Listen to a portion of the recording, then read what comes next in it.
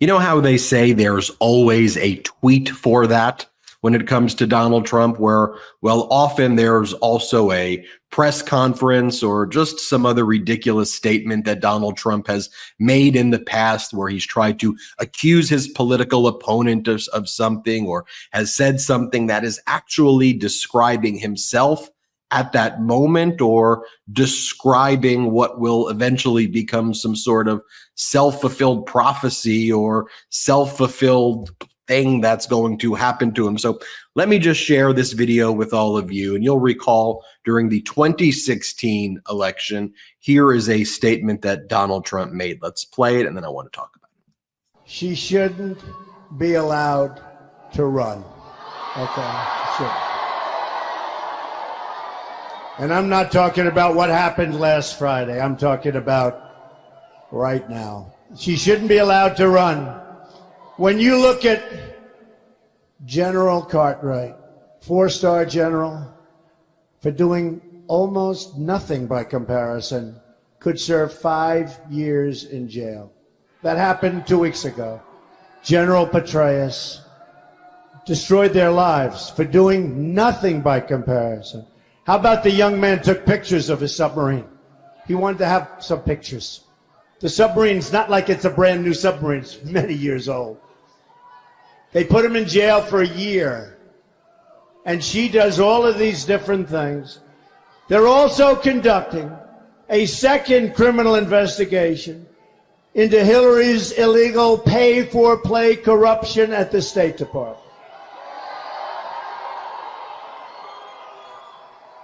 There's virtually no doubt that FBI Director Comey and the great, great special agents of the FBI will be able to collect more than enough evidence to garner indictments against Hillary Clinton and her inner circle, despite her efforts to disparage them and to discredit them.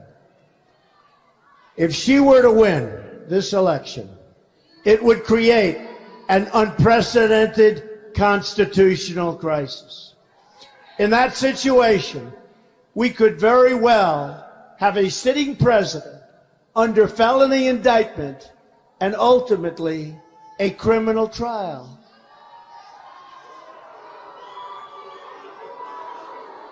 It would grind government to a halt. How about a criminal conviction? Donald Trump now being convicted on 34 separate felony counts. So when I watch that video, obviously his words coming back to haunt him, but there's something also deeply eerie about it. I almost got the chills, if you will, and not in a good way, as I was watching that and seeing Donald Trump. That's November of 2016. At that time, we now know about all of the crimes Donald Trump was actively committing at that time and everything he would do thereafter. I want to bring in Dina Dahl, who's been our co-host on a number of programs. We're going to have a Dina Dahl show coming soon here as well to the MeidasTouch network. Dina, when you see Donald Trump's words like that come back to haunt him, by his logic, of course, if you even want to call it logic, he's disqualified at this present moment. I think if you asked the Republican Party in 2016, when you had the Rubios and Ted Cruz's calling him a con artist before they bent the knee, kissed the ring, or got neutered, or whatever you want to say, they would have said, do not let this party be taken over by a con artist like him. Well, they allowed that to happen. And not only a con artist, but now a convict. What do you make of all of this, Dina? It is beyond word for word. And, you know, we always talk about how he projects. Who knew at the time, because we didn't realize what kind of criminal activity he was even doing at the time, how much he was projecting at the time. But it is true. It is really not good for the country to have a convicted felon become president. It's not good for the country to have somebody under a criminal indictment become president. That is what will happen if the Republican Party sticks by him, nominates him. the constitutional crisis that could come if he ends up, we have to, make sure he does not win, because if he ends up winning, what if he does try to dismiss those federal indictments? Do you think that Jack Smith is going to let that happen so easily? That's going to go up to the Supreme Court. What about the Georgia indictments that he has no control over? We've never had a situation where a president has been indicted before holding office. There's nothing really to say that criminal case couldn't proceed while he was president. You could actually argue that it should, because the last thing that you would want is a president to hold on to power in order to avoid ever facing that criminal indictment. I mean, that is how you could create, right, that fascist dictator, because the person knows as soon as they leave office, they're going to have to finish that criminal indictment. That is that constitutional crisis that he was imagining that we are in right now. We are really in. And yes, he's been held to account with these 34 felony convictions, but that doesn't mean the rest of them go away. Do we think the Republican Party will take the country's interests into heart and say, nobody wants this much chaos in the president's office? People only care really about like putting food on the table and healthcare. People don't want so much chaos in the leader, of the free world. But yet that's what they're going to be willing to do if they continue nominating him. Because I don't think just because he gets the nomination, that is going to mean that the rest of these go away. And what is that going to look like? I think about and reflect on people who view the Republican Party as leaving them. They go, I've been a Republican, but this party has left me, and I think about people who, Dina, I can never, ever fathom I would ever agree with on anything. People like John Bolton, who I've had on the MeidasTouch network, who was the national security advisor under Donald Trump. And, John Bolton would say things like, look, I don't know how I felt about this case going into it, or how strong or weak the case was. I think Bolton said, I've got mixed feelings about it, which is okay. Our system is let the evidence develop. You pick a jury, the jury hears it. If this was a really weak and made up case and there was no evidence, the jury would have acquitted. But the jury heard the evidence. The jury sat there for over 5 weeks where it received the evidence and reached a guilty decision on 34 felony counts. And to your point, though, now, part of this constitutional crisis is I think our founders expected that there would be an objective reality where the John Boltons and the Ben Meiselases and Dina Dolls, and I don't mean to use my name like that because it's but and the Dina Dolls and me, where we could all agree when a crime takes place, that's a crime. And as we reflect back on something like Watergate, you didn't have all of the Republican Party lining up like behind Nixon and saying, that's rigged, that's fake, that's all fake news.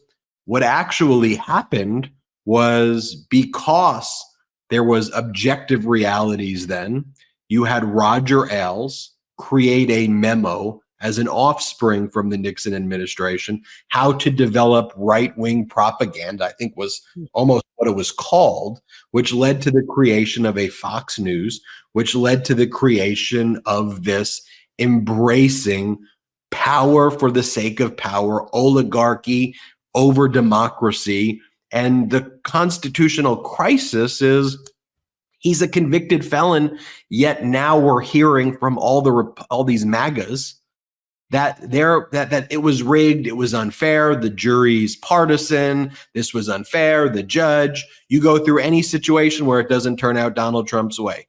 That this judge screwed up, this witness is a liar, this prosecutor's this person's daughter. Like, it's the type of stuff that you would like tell like a toddler if they behave this way, like, take responsibility, son.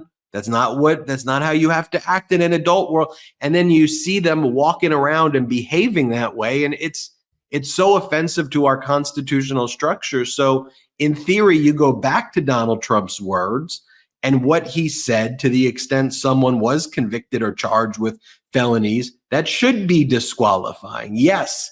But now in the face of that, we see everything when it comes to the Republican Party. It's mask off right now. All their frameworks, strict constructionist, originalist, conservative, they're just frameworks for raw power so they can make an argument, and they don't believe any of it, Dina. No, absolutely. And our founders, they just didn't expect somebody like Donald Trump. Otherwise, they wouldn't have written into the Constitution that you can't vote as a felon and didn't mention it as a president. It's not because they thought criminals should be more likely to be president than vote. It's just they never expected this. They expected true public servants, and they thought people would only want to elect true public servants. I mean, Donald Trump is really testing and beyond testing for sure, like what our intentions really are for this country.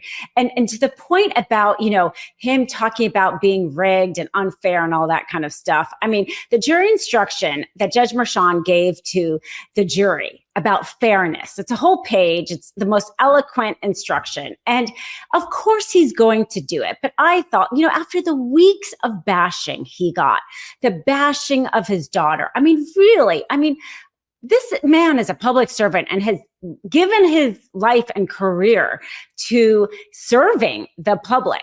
He could have gotten, a job probably at a big law firm and made a lot more, and he didn't. He chose to be in public service, but he got just bashed and bashed and bashed by Trump and the MAGAs and their spokespeople. And he gave the most eloquent fairness instruction to that jury and asked those jurors to be impartial and to be fair to Donald Trump, because that is what our justice system requires. And I thought that is like, as much as he tried to tear our political system down, I think he had kind of a better job being able to do that because it's kind of dysfunctional anyway. Our justice system is a lot more intact and there's a lot more rules. And being able to, he was entitled to that fairness instruction, even though he didn't deserve it. And I was kind of proud in that moment, to be a lawyer as part of that justice system, to show that like, you may have tried to bring it down, but you did not succeed. And I hope that it stays strong. And I think as long as the Supreme Court kind of stays strong with it, then, hopefully the MAGA talk and the disparagement, my hope is that, that in itself can quiet down without any kind of lasting harm to our justice system. And when they're attacking the judge's daughter, they say Justice Merchan's daughter made $100 million. I'm like, she's not driving around in yachts and all these things like you are.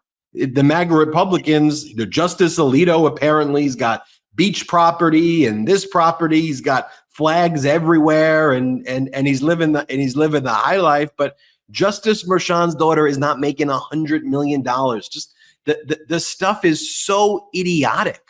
It's the exact type of crap that we as all Americans used to look at places like Iraq and Baghdad Bob and all these dictatorships, and we would be like, how are people so stupid? Like, it's just so dumb what they're selling. And we've got like that on steroids right now, where these people are like wearing diapers and behaving so strangely, and it's happening in America. But look, facts matter, law matters. That's why you and I do these together, and we'll keep on showing you and holding people accountable using their own words. So there you have it. Hit subscribe. Thank you, Dina. We're on our way to 3 million subscribers.